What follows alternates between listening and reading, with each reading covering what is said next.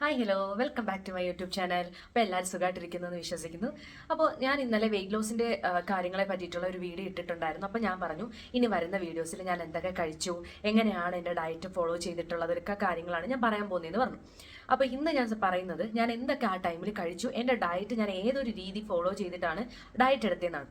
ഞാൻ ഡയറ്റ് എടുത്തത് intermediate fasting ആണ് എടുത്തത്. 8:16 എന്ന് പറയുന്ന ഇൻ്റർമീഡിയറ്റ് ഫാസ്റ്റിംഗ് ഞാൻ ഫോളോ ചെയ്തത്. ഒരു രണ്ടാഴ്ചത്തോളം ഞാൻ ഈ ഒരു രീതി ഫോളോ ചെയ്തു.